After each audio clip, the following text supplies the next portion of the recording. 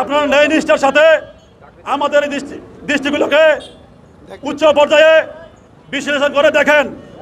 আমরা যারা অন্যায়ভাবে জেল জুলুমের মাধ্যমে কর্মস্থল থেকে আমাদেরকে সুপরিকল্পিতভাবে এবং অন্যায়ভাবে আমাদেরকে বাড়ি পাঠিয়ে দেওয়া হয়েছে, 57 জন সেনা কর্মকর্তা সহ 74 জন মানুষ সেখানে মৃত্যুবরণ করেছে।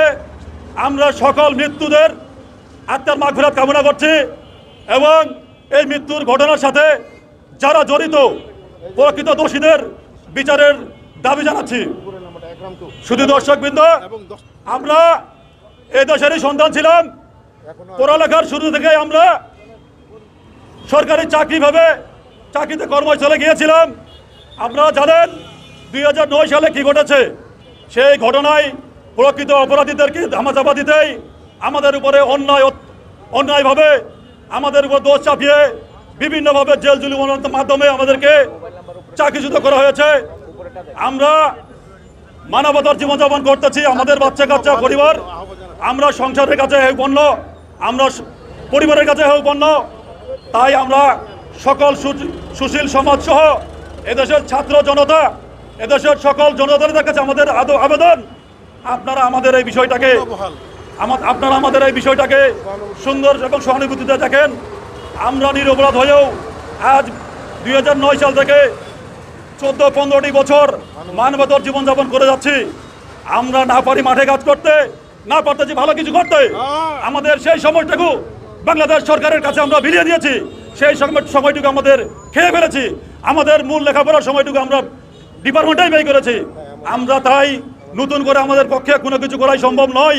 আমরা সকলের কাছে, এই দেশের কাছে আবেদন জানাচ্ছি, আমরা যারা বেকার, আমরা যারা মনে করেন মানবেতর জীবনযাপন করছি, আপনারা দেখেন আমরা এখানে আজকে একত্রিত হয়েছি শুধু ঠাকুরগাঁও জেলার বিডিআর সদস্যবৃন্দ।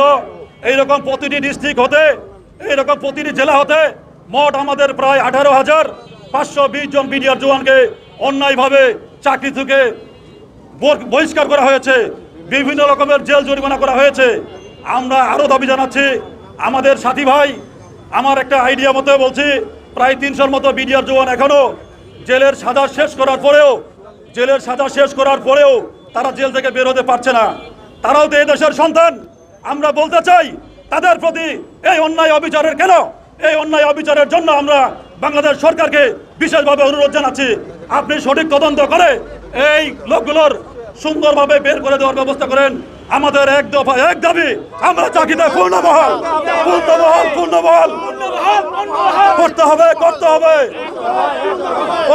করতে হবে।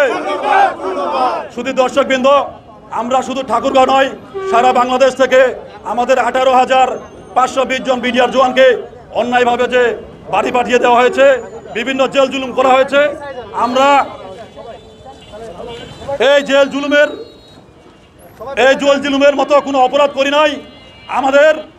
আমাদেরকে এই বাংলাদেশকে একটা ভুল রাস্তায়, একটা ভুল বিচারের দৃষ্টিকোণ থেকে আমাদেরকে অন্যায় ও অবিচারভাবে আমাদেরকে বাড়ি পাঠিয়ে দেওয়া হয়েছে জেল এবং জুলুমের মাধ্যমে। যে সমস্ত বিডিআর ভাইরা, আমি আবারও বলছি, যে সমস্ত বিডিআর ভাইরা জেলে আছে তাদেরকে অবিলম্বে নিঃশর্তে মুক্তির দাবি জানাচ্ছি। কারণ তারা দীর্ঘ 15 বছর জেল যাপন করে দিতেছে, তাদের অপরাধ কিছুই ছিল না, তারা শুধু সেখানে উপস্থিত ছিল।